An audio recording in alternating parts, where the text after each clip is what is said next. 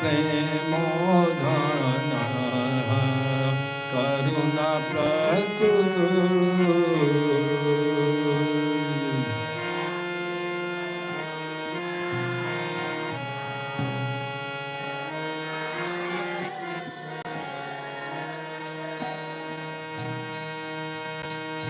ये अनिल प्रेमो धन करुणा प्रचुर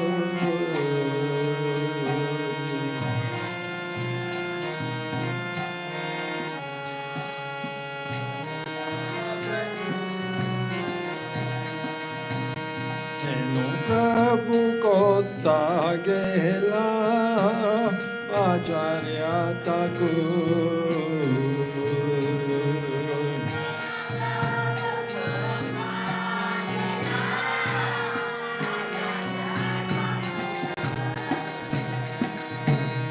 हेनु प्रभु को तागेला आचार्य तकु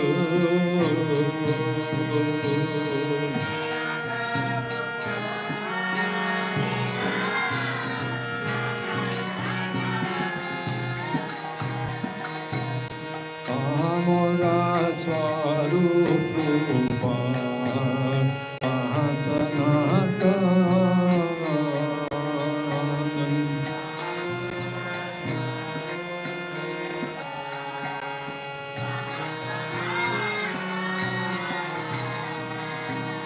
कामरा स्वरूप रूपा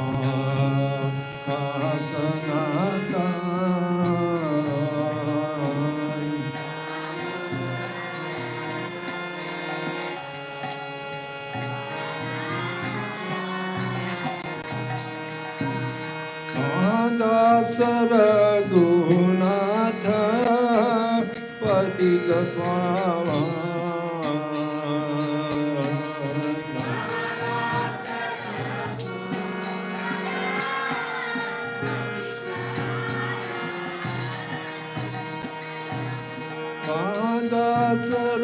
सरगुनाथ पतित पावन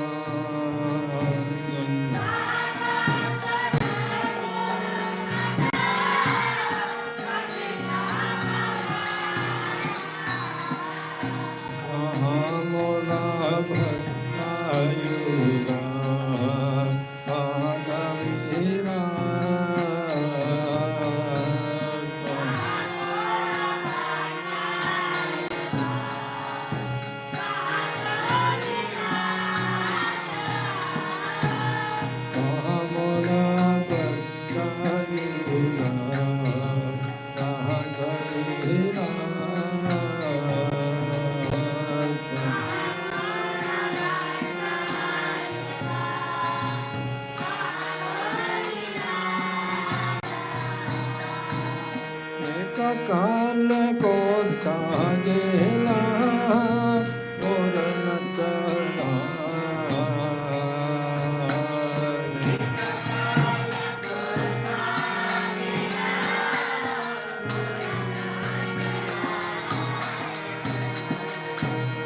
एक काल को तागेला और नटला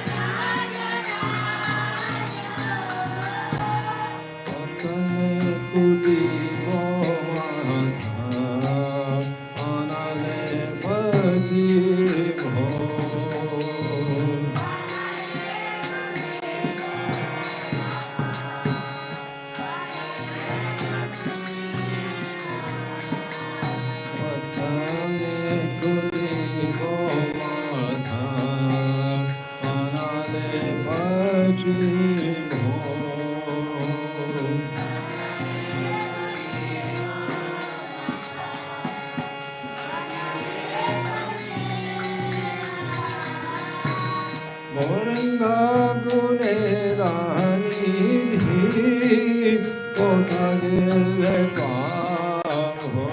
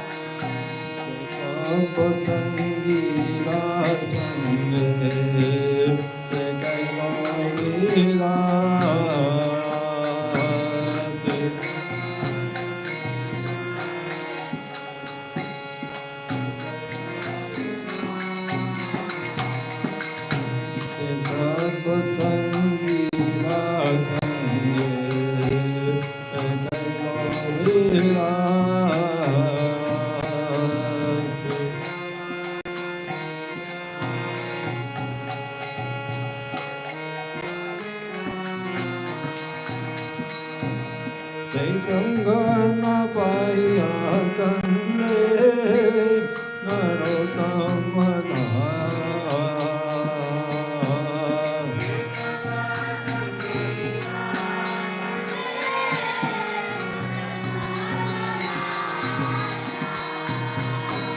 संग न पाया करने नरोत्तम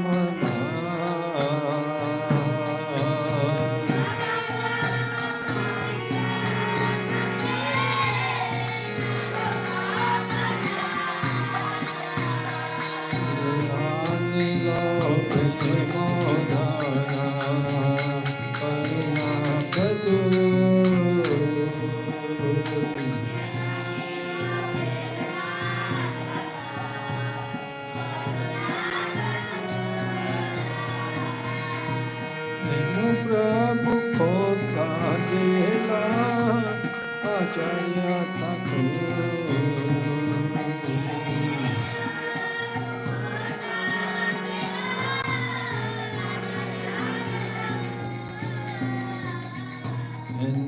प्रभु को देला लोचन दास ठाकुर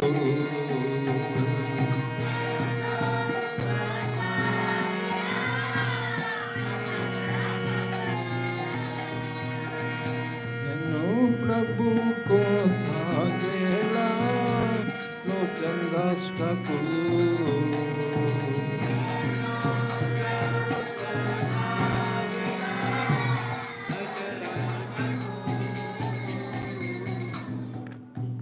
जय ओम विष्णुपाद परमहंस परिव्राजकाचार्य आस्तु श्रीमद एसी भक्ति वेदांत स्वामी प्रभुपाद की जय। ISKCON BBT founder Acharya, His Divine Grace A.C. Bhaktivedanta Swami Prabhupada ki jai. Jai Om Nitya Leela Pravishta Astavtarshi Srimad Srila Bhakti Siddhanta Saraswati Thakur ki jai. Nam Acharya Srila Haridas Thakur ki jai.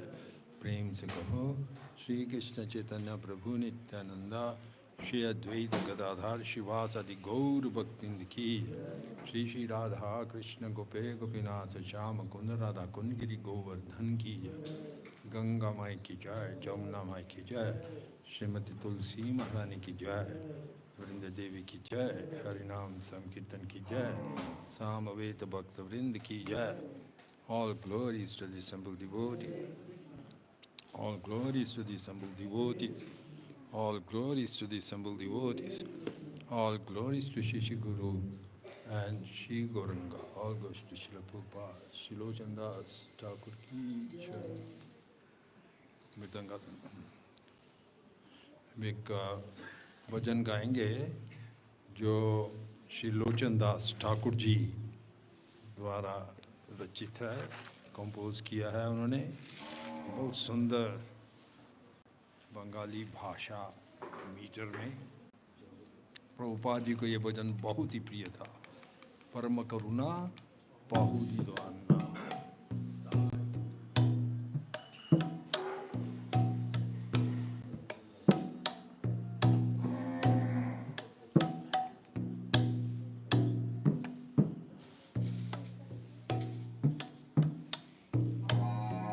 परम करुणा पौदी जना निताय गौरा चंद्र।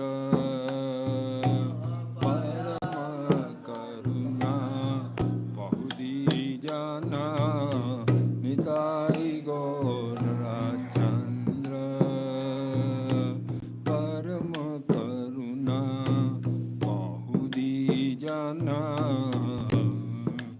निताय गौरा चंद्र।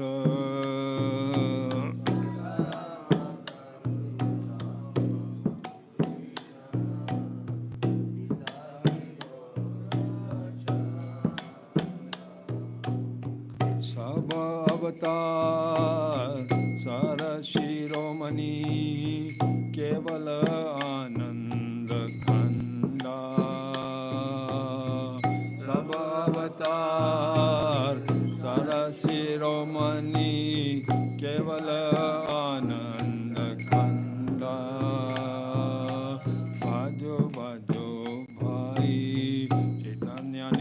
पाई सुहृदा विश्वास कोरी भजो भजो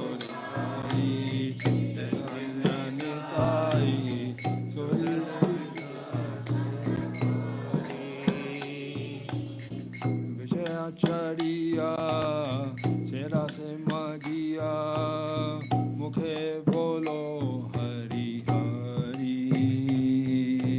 विषयाचरिया सेरा से मजिया मुखे बोलो हरि हरि देखो देखो रे भाई त्रिभुवन नाय मन दयाल दाता देखो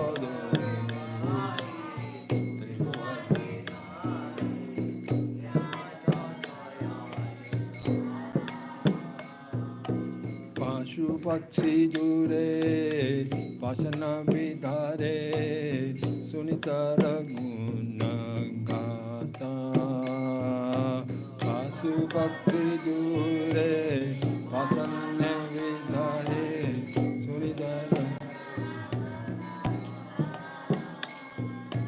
संसार मजिया रोहिला पोरिया से पड़े नहीं लो आशा रोहिले पोरिया से अपना करम मुझाए समान कोहे लोचन दासा करम मुझाए समान कोहे लोचन दासा परम करुणा बहुदी जाना निताई गोरा चंद्र परम करुणा बहुदी जाना निताई गोरा चंद्र परम करुणा बहुदी जाना निताई गोरा चंद्र परम करुणा बहुदी जाना निताई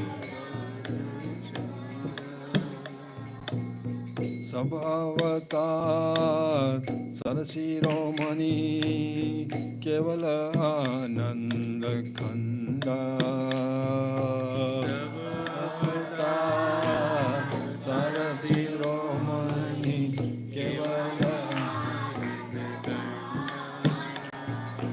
सब अवतार सरशिरोमणि केवल आनंद खंडा सब अवतार सरशिरोमणि केवल आनंद खंडा परम करुणा बहुदुई जान निताई गोरा चंद्र परम करुणा बहुदुई जान निताई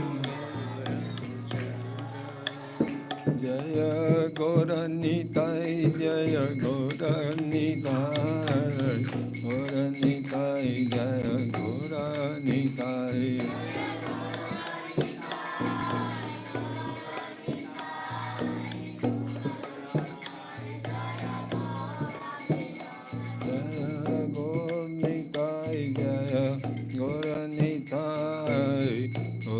निताई जय गौर निताई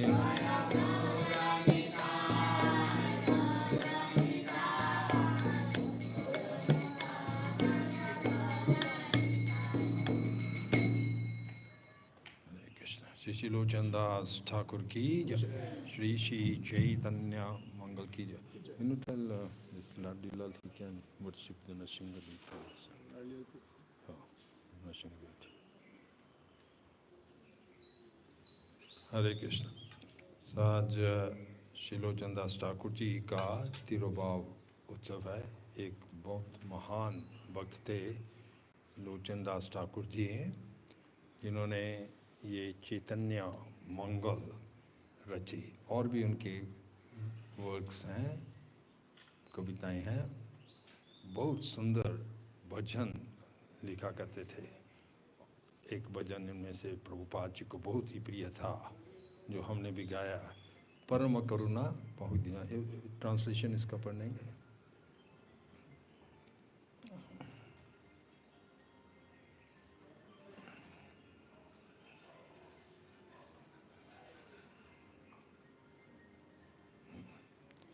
इसका ट्रांसलेशन ऐसा है, अनुवाद। ये लोचन दास ठाकुर जी कहते हैं कि निताई गौर चंद्र दोनों भगवान बहुत दयालु हैं। वे सभी अवतारों का सार है, सभी अवतारों का सार है।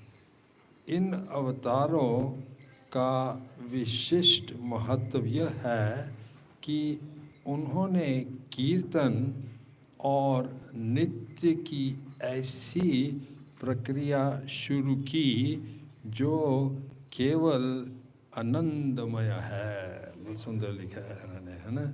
सब अवतार सारा शिरोमणि केवल आनंद कांडा। फिर आगे चलकर कहते हैं कि मेरे प्रिय भाई, मैं आपसे अनुरोध करता हूँ कि आप दृढ़ विश्वास और आस्था के साथ भगवान चैतन्य और नित्यानंद की पूजा करें। यदि कोई इस प्रक्रिया से कृष्णा भावना भवित होना चाहता है तो उसे इंद्रियां तृप्ति में अपनी संलग्नता छोड़नी होगी। उसे बस बिना किसी उद्देश्य के हरे कृष्णा हरि हरि का जाप करना है। मेरे प्रिय भाई, बस कोशिश करो और इसकी जांच करो। तीनों लोकों में भगवान चैतन्य या भगवान नित्यानंदा जैसा कोई नहीं है। उनके दयालु गुण इतने महान हैं कि उन्हें सुनकर पक्षी और जानवर भी रोने लगते हैं और पत्थर पिघल जाते हैं।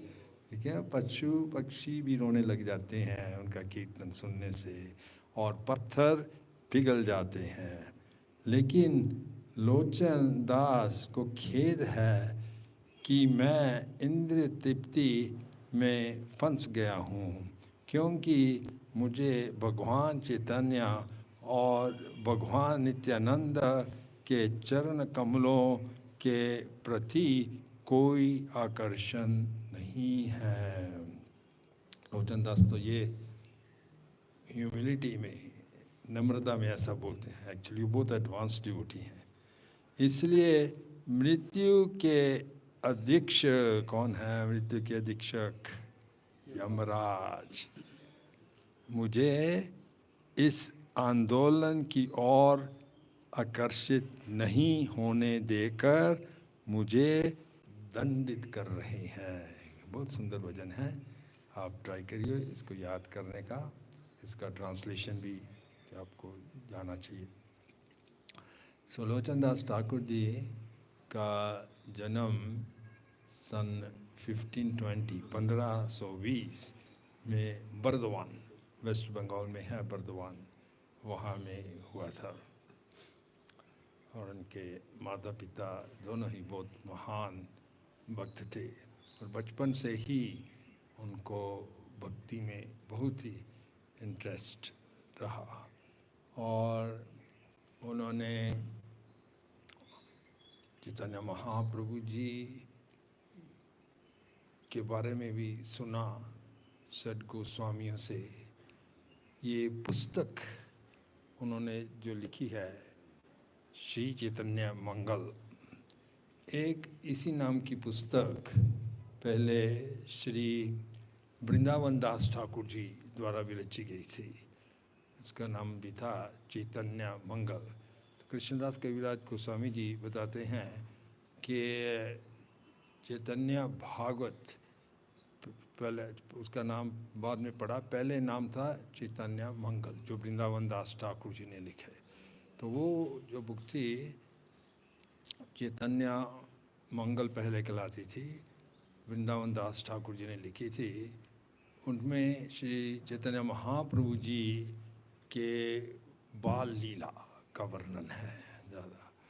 तो बाद में फिर लोचन दास ठाकुर जी ने ये ग्रंथ कंपोज किया, उसका भी नाम चैतन्य मंगल था।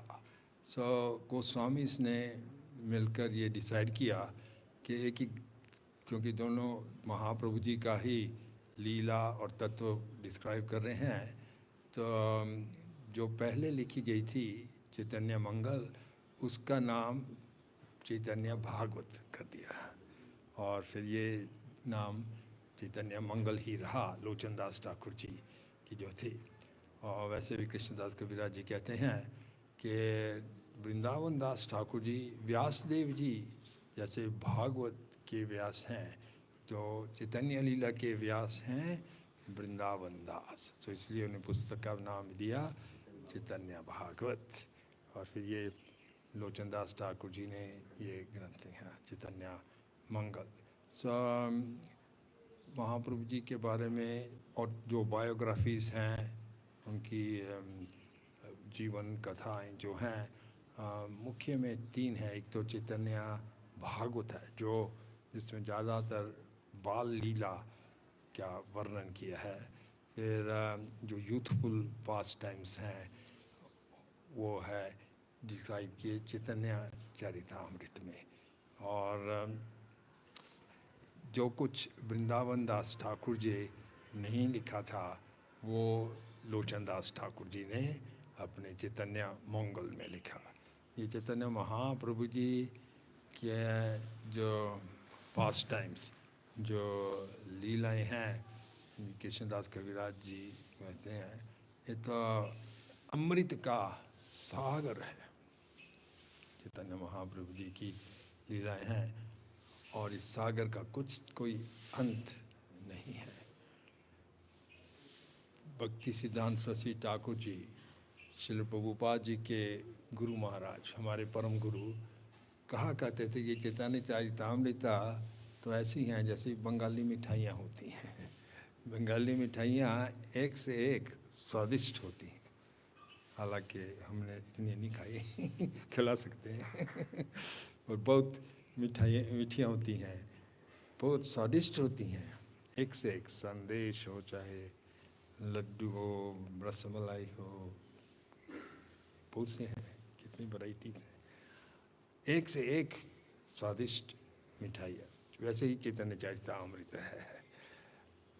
और प्रभुपाद जी भी जब जलदूत में जहाज में गए थे, अटलांटिक पार कर रहे थे, तो उनको भी क्योंकि विरह हो रहा था राधा गोविंद जी से, वृंदावन से, उनको सोलेस यानी कि हौसला मिला चैतन्य चरितामृत का अध्ययन करने से, क्योंकि ये तो लीलाएं एक सागर है, अमृत का सागर है। तो ये जो शेष पास टाइम्स थे जो वृंदावन दास ठाकुर जी ने नहीं लिखे चैतन्य भागवत में, वो लोचन दास ठाकुर जी ने लिखे अपनी ये ग्रंथ में चैतन्य मंगल में। और इनमें से कुछ गिने चुने हम प्रसंग सुनाएंगे। ये अपने आप में ही नेक्टर है। भक्ति सिद्धांत सरस्वती ठाकुर जी ने भी इसका ट्रांसलेशन किया था, प्रभुपाद जी ने चैतन्य चरितामृत का किया। इनमें से कुछ गिने चुने प्रसंग, एक प्रसंग आता है जिसमें श्रीमन नारायण जी का, लक्ष्मी नारायण जी का वर्णन है। फिर उसी प्रसंग में नारद मुनि जी आते हैं, फिर राधा कृष्णा भी आते हैं, फिर चैतन्य महाप्रभु जी भी आते हैं, महादेव भी आते हैं, देवी पार्वती भी आती है। एक बहुत प्रसिद्ध प्रसंग है। इसे चैतन्य मंगल से लोचन दास ठाकुर जी ने बहुत सुंदर वर्णन किया है कि एक बार नारद मुनि जी वैकुंठ में श्रीमद लक्ष्मी देवी जी की सेवा में बहुत जुटे हुए थे और काफ़ी लंबे समय तक लक्ष्मी देवी की सेवा की, जिससे लक्ष्मी जी बहुत ही प्रसन्न हो गई। और लक्ष्मी जी ने नारद जी से कहा, मेरे प्रिय पुत्र, निस्वार्थ आपने इतनी सेवा की है, मैं बहुत ही प्रसन्न हूँ, आप कुछ भी वरदान मांग लो। तो नारद मुनि जी कहने लगे, आपकी सेवा ही तो सबसे बड़ा वरदान है। जब भी आपकी सेवा मिल गई तो और क्या वरदान चाहिए हमारे। प्रहलाद महाराज भी ऐसा ही कहते हैं कि जब हिरण्यकशिपु का वध किया नरसिंह भगवान ने, या श्री राधा गोविंद जी की जाए, तो नरसिंह देव जी ने प्रहलाद को पूछा कि प्रहलाद, आपने मेरे लिए इतने संकट सहे, आपके पिता ने आपको एक पहाड़ से फेंक दिया, फिर जहरीले सर्पों के मध्य में छोड़ दिया, विशाली खीर खिलाई, आप सब कुछ सहन करता रहा, क्योंकि राखे कृष्णा गुड, राखे कृष्णा मारे कृष्णा राखे के, जिसकी रक्षा कृष्ण करते हैं कोई नहीं मार सकता, और अगर किसी को मारना चाहते हैं तो कोई उसकी रक्षा नहीं कर सकता। तो प्रहलाद ने इतने दुख सहे, इसके बावजूद कि हिरण्यकशिपु भी कहने लगा, प्रहलाद, तुझको कौन सी शक्ति है जो तेरी रक्षा कर रहे है। प्रहलाद को बोल, तो मरता क्यों नहीं है, सीधे ही पूछ रहा है, मैं इतना प्रयास कर रहा हूँ तुझे मारने के, तू क्यों नहीं मरता है। हम किसी व्यक्ति को कुछ भी बोल सकते हैं, कुछ भी मांग सकते हैं, पर ऐसा थोड़ा मांग सकते तू मर जा, किसी को माल बोल सकते हैं, नहीं पूछ सकते। वो पूछता रहता है उसको, कौन सी शक्ति है तेरी रक्षा कर रही है। वही शक्ति है, प्रहलाद बोला, जो आपको भी बल देती है। कहाँ है वो शक्ति, वो तो सब जगह है, क्या इस स्तंभ में भी है। प्रहलाद बोला, हाँ स्तंभ में भी है। तो प्रहलाद के वचन सिद्ध करने के लिए भागवत में आता है, ताकि प्रहलाद के वचन सिद्ध हों, उस स्तंभ से नरसिंहदेव निकले और हिरण्यकशिपु का वध कर दिया। फिर वध करने के बाद नरसिंहदेव बहुत ही क्रोध में थे। जब ये शांत हुए तो प्रहलाद इतने कष्ट है, कुछ वरदान तो मांगो। तो प्रहलाद क्या कहते हैं, मैं कोई बनिया जैसा अपनी सेवा के लिए नहीं कुछ चाहूँगा। वो बनियागिरी होती है, भक्ति करना, उसके बदले में कुछ मांगना। आपकी सेवा ही बड़ा वरदान है, सेवा मिल गई बस। फिर भी अगर आप वरदान देना ही चाहते हैं तो मुझे वरदान दीजिए कि मेरे पिताजी जो इतने पापी थे, अपराध करते रहते थे, विष्णु का नाम ही लेने देते, उनका उद्धार कर दो। तो नरसिंहदेव कहते हैं, सुनो प्रहलाद, एक परिवार में, जिस परिवार में एक वैष्णव भी जन्म ले या बन जाए वैष्णव, उसकी 21 पीढ़ियाँ पूर्व की, 21 पीढ़ियाँ आने वाली, सबका उद्धार हो जाता है। सो आपको चिंता करने की जरूरत नहीं है। सो इसी तरह से नारद मुनि जी भी कहने लगे, आपकी सेवा ही सबसे बड़ा वरदान है। फिर भी अगर आप देना ही चाहती हैं वरदान, लक्ष्मी जी से कहते हैं, तो मुझे थोड़ा सा महाप्रसाद दे दीजिए श्रीमन्नारायण जी का। तभी लक्ष्मी जी दुविधा में आ गई, असमंजस में आ गई। क्योंकि उनके पति श्रीमन नारायण जी का आदेश था कि आपके बिना, यानी कि लक्ष्मी के बिना और कोई नहीं मेरा महाप्रसाद ग्रहण करेगा। तो अपने पति देव की आज्ञा का उल्लंघन नहीं कर सकती, सती हैं लक्ष्मी जी। तो उन्होंने कहा, नारद मैं विवश हूँ, पुत्र नारद मैं इसके लिए विवश हूँ, मैं उनकी आज्ञा का उल्लंघन नहीं कर सकती, आप और कुछ मांग लो। नारद भी कोई छोटी मोटी चीज़ नहीं मांग रहे। ठीक है, मैं आपकी व्यवस्था समझता हूँ। ऐसा कहकर नारद मुनि जी लक्ष्मी जी का कक्ष छोड़कर चले गए।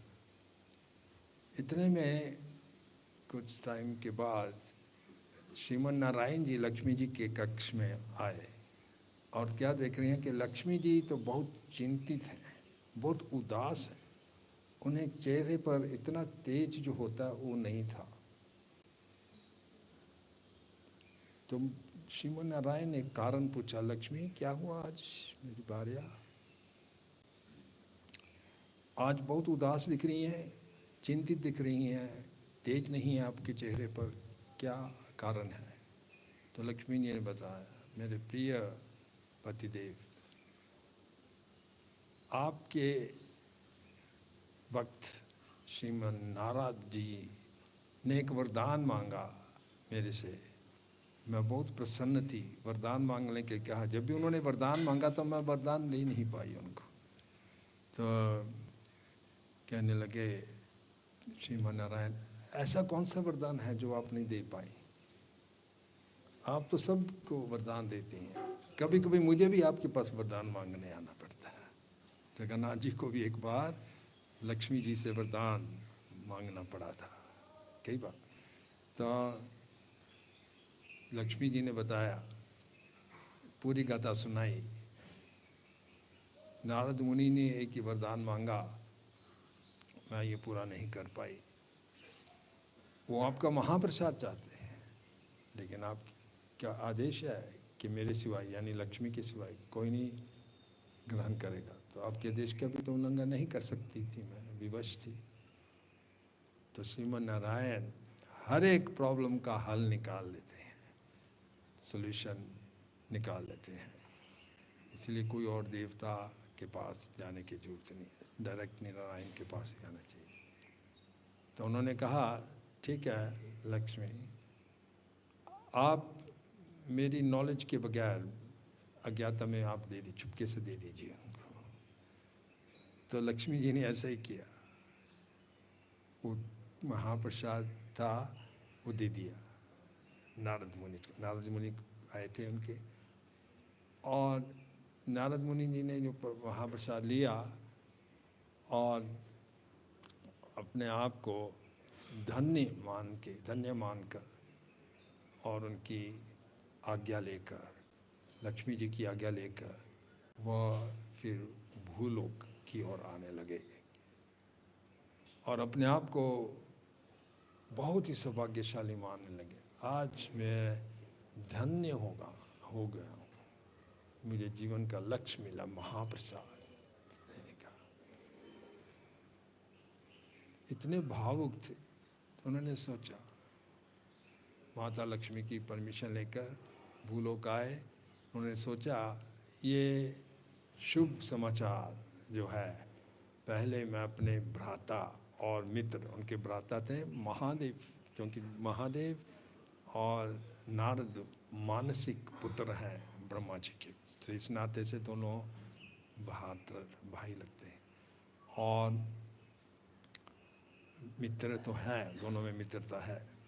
तो उन्होंने सोचा ये शुभ समाचार पहले मैं अपने परम मित्र और भैया महादेव को जाकर सुनाऊं कि आज मुझे साक्षात श्रीमन नारायण की थाली से प्रसाद मिला है।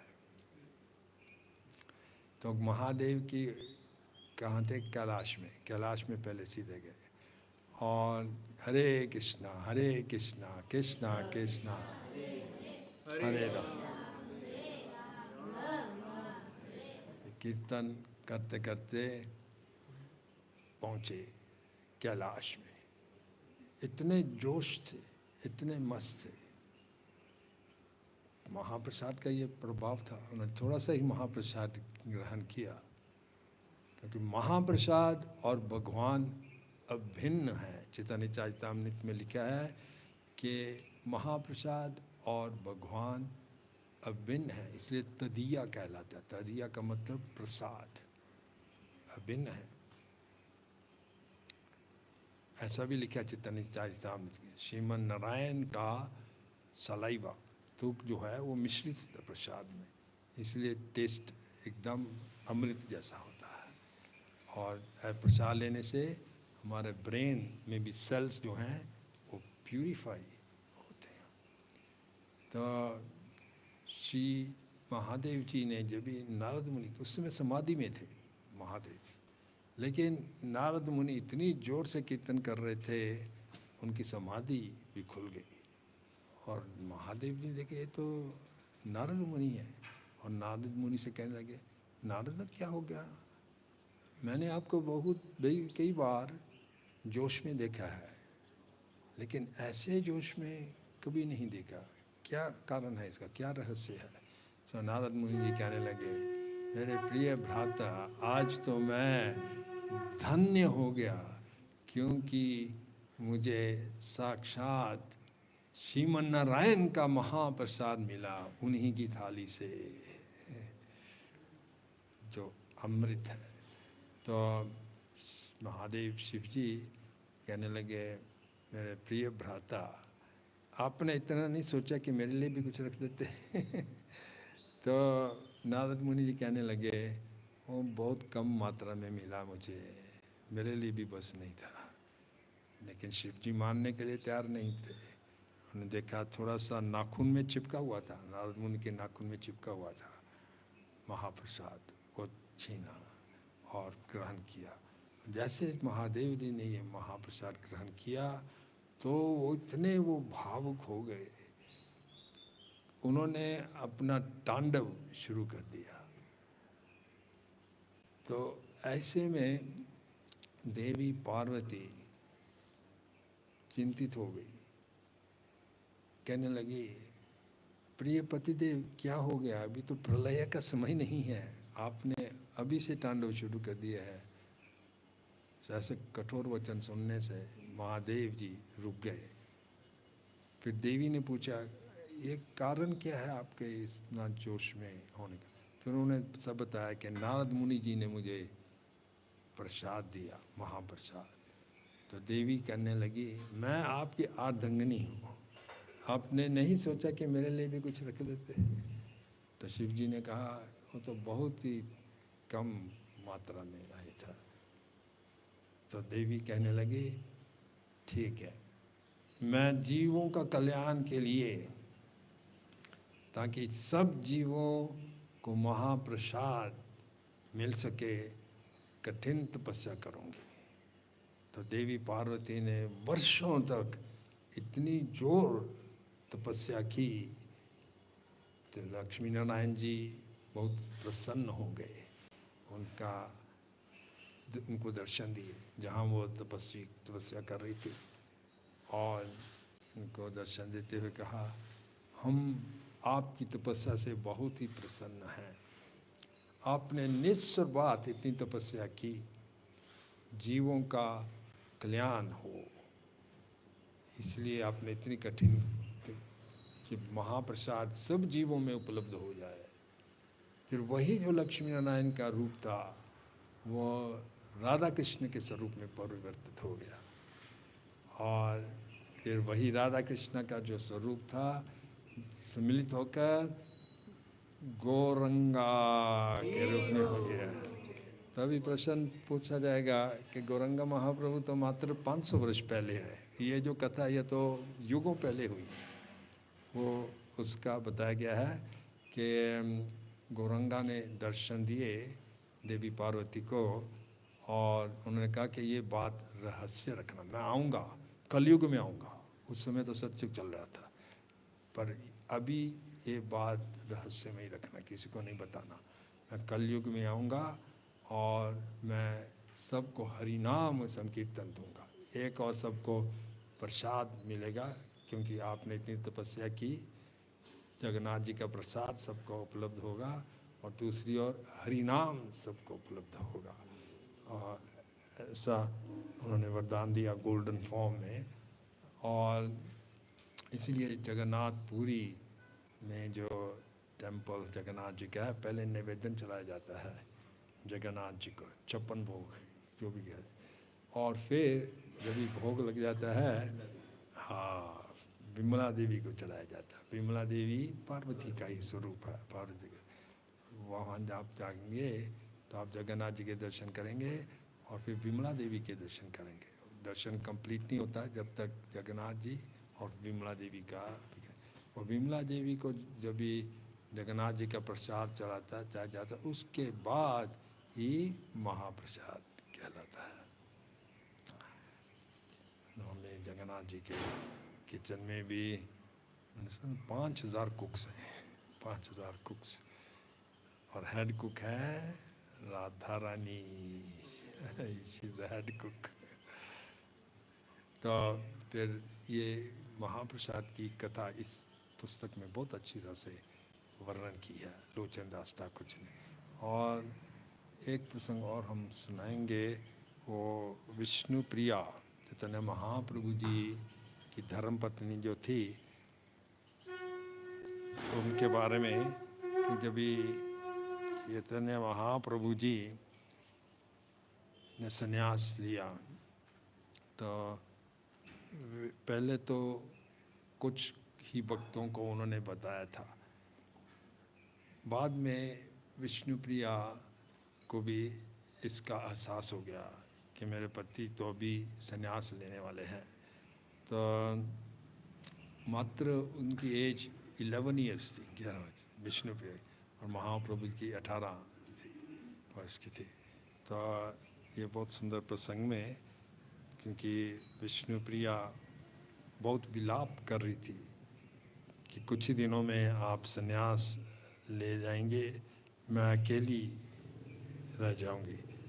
तो ऐसी दशा देखकर महाप्रभु जी विष्णुप्रिया से कहते हैं, पहले विष्णुप्रिया से कहती है कि जब उन्होंने देखा कि महाप्रभु जी संन्यास के लिए बहुत उत्सुक थे, तो कहती हैं कि चंद्रमा जैसा तो उनका मुख था विष्णुप्रिया का, वो कहती हैं कि प्राणनाथ, मैं तो आपका आज्ञा जरूर पालन करूंगी, आप लगता है कि संन्यास लेंगे।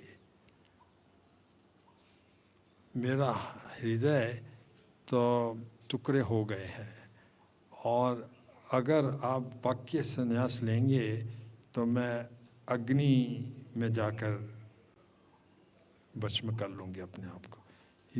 आप ही मेरे ट्रेजर, संपत्ति हैं, मेरे जीवन की संपत्ति आप ही हैं, और आपका सुंदर रूप हमेशा नव यौवन रहता है। आप सब कुछ छोड़कर चले जाएंगे क्या? और आपका संग नहीं मिला तो मैं अपना शरीर त्याग दूंगी विष पीकर। तो ये विष्णुप्रिया बोल रही हैं। तो विष्णुप्रिया के ये दर्दमय वचन सुनकर चैतन्य महाप्रभु जी मुस्कुराते हुए कहे, देखो भार्य, मुझे तो आप प्राणों से भी प्रिय हैं, आप किसी बात की चिंता मत कीजिए, ऐसा चिंता करना जरूरी नहीं है। जो मैं कर रहा हूँ आपके लाभांत के लिए ही है। आप ध्यान से सुनिए मेरा मन क्या है। जो कुछ भी आप इस संसार में देखते हैं झूठा है, एक सत्य है, वो है भगवान और वैष्णव। क्या है? भगवान और वैष्णव, वही सत्य है।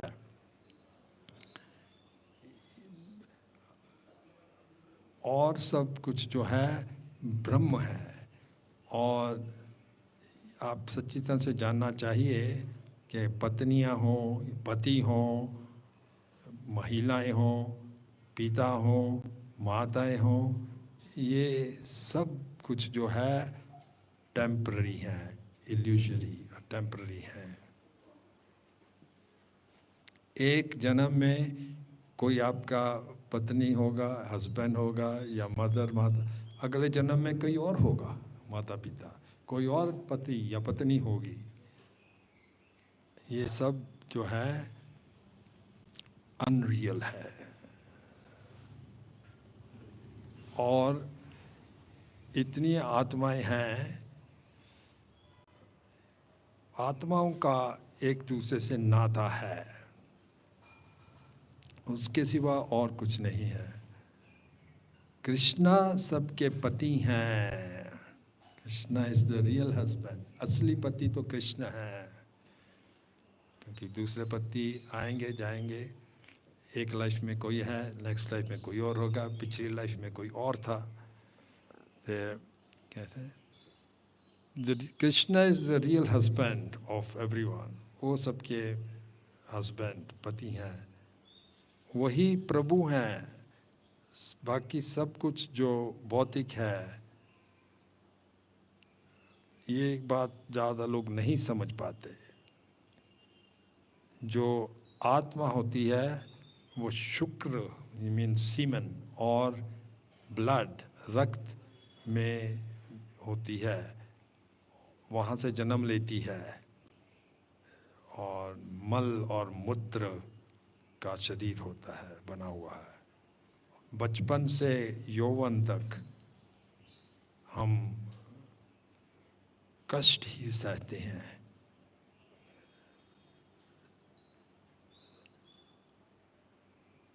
ये समझ के कि यह शरीर मेरा घर है।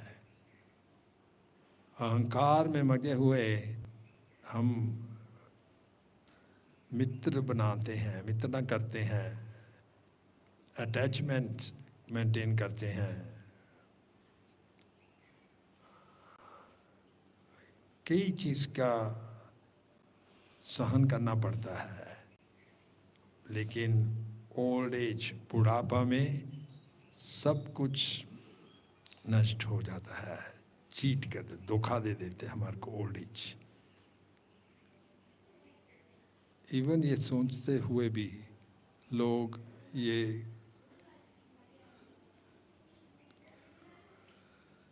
जो अटैचमेंट है वो नहीं छोड़ते।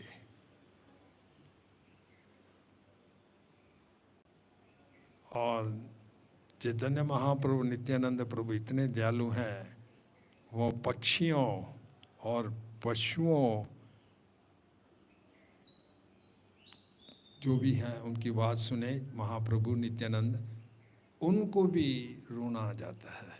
पशु पक्षी झूरे, पत्थर ने पिघले, पत्थर पिघल जाते हैं। लोचन दास कहते हैं लेकिन ऐसा भाव मुझ में नहीं है। वो तो ह्यूमिलिटी, बहुत हम्बल हैं, इसलिए ऐसा कहते हैं, पर बहुत एडवांस डिवोटी हैं लोचन दास ठाकुर। श्री लोचन दास ठाकुर की जय, चैतन्य मंगल की जय। हरे कृष्ण।